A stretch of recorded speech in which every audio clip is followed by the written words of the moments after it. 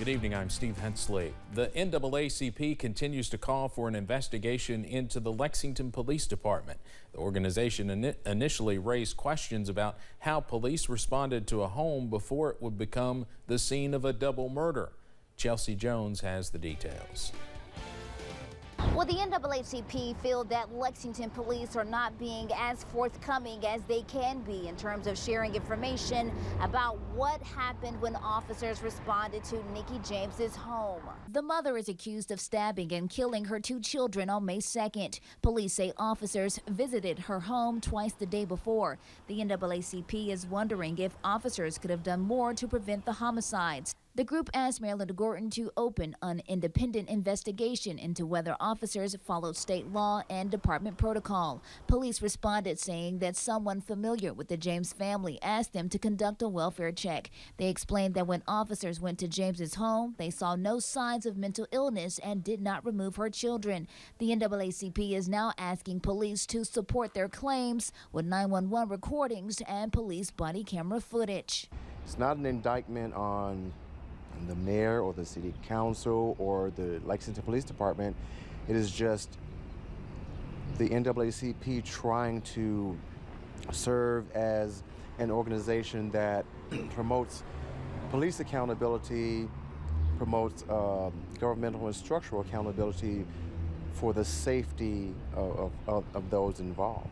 Now, the NAACP say they have not been in verbal communication with the police department, but they are willing to work with them. In Lexington, Chelsea Jones, WKYT. Police say they are reviewing the NAACP's second statement and have no comment at this time.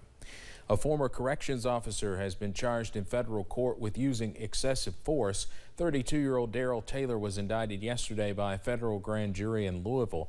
The indictment alleges that Taylor used unreasonable force on an inmate at the Louisville Metro Department of Corrections that resulted in bodily harm, including a broken jaw.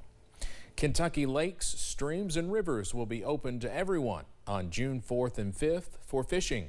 Kentucky Department of Fish and Wildlife Resources officials say people do not need licenses or permits to fish then, but they still must follow size and number limits. As part of the weekend, several communities around the state are hosting youth fishing events on Saturday, including the Kentucky Department of Fish and Wildlife at their headquarters in Frankfort.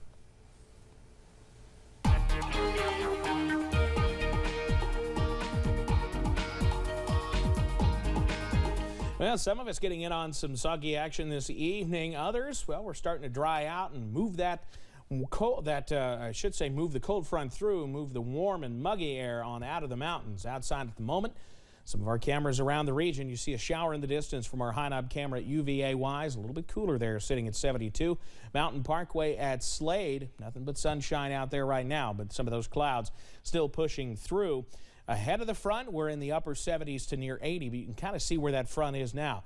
Moorhead's at 72, Irvin's at 75. Here's the latest status check as we head across portions of the eastern sections of the area, far eastern Kentucky into southwest Virginia. A few downpours right now in Dickinson County, Buchanan County, Letcher County, Wise County, into Pike County even right now, southern Lawrence County. Back out to the west, that's where that front beginning to move through portions, let's say places like Pulaski and Wayne counties this evening. So if you're headed out this evening, especially if you're headed out to the Poke Salad Festival, make sure you grab the umbrella just in case, but I don't think you'll need it all night. But next couple of days looking fantastic. I'll have the latest on that weekend forecast and what things are looking like as we head towards next week coming up in just a few minutes. Steve? All right, Evan, thank you.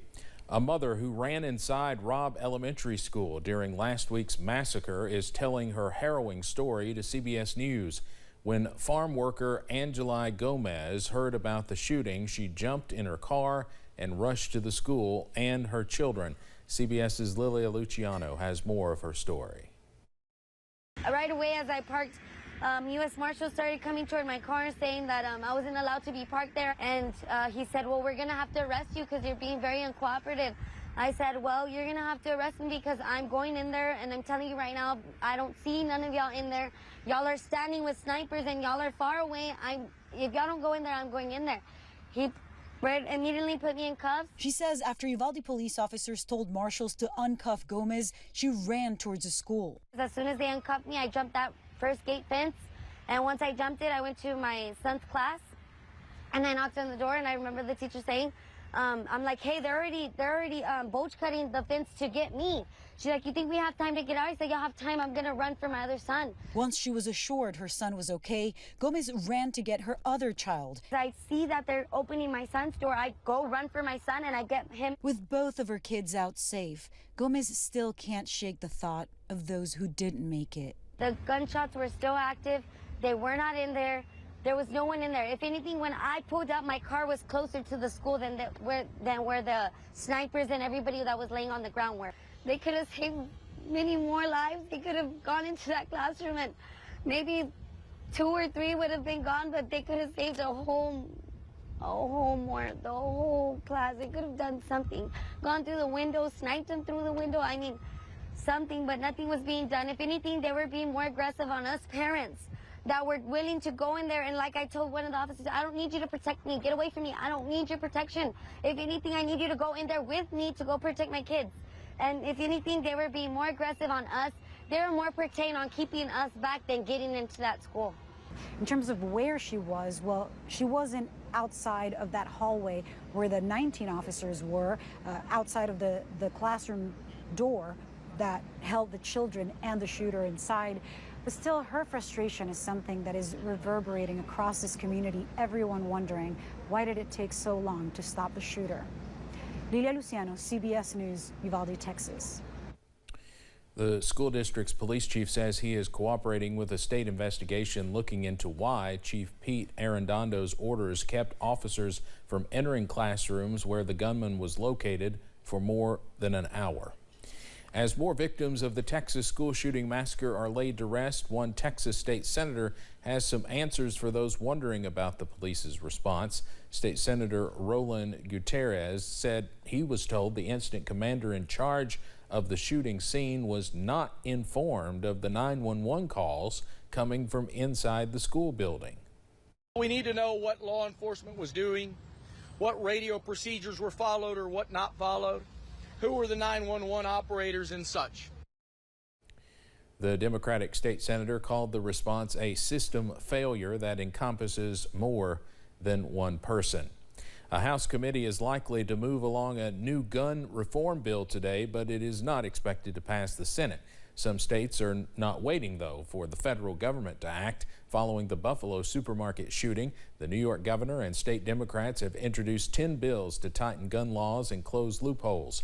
And in Texas, where a gunman killed 19 children and 2 teachers in Uvalde, Governor Greg Abbott is now calling for the creation of special committees to address school security and firearm safety. Well, the nation has been rocked by another mass shooting, this time at a medical building in Tulsa, Oklahoma, which houses an outpatient surgery center and a breast health center. Police say a gunman identified as Michael Lewis killed 4 people, including Dr. Preston Phillips, who performed back surgery on him just last month. The shooter died from a self-inflicted gunshot wound. CBS's Reagan Ledbetter has the latest.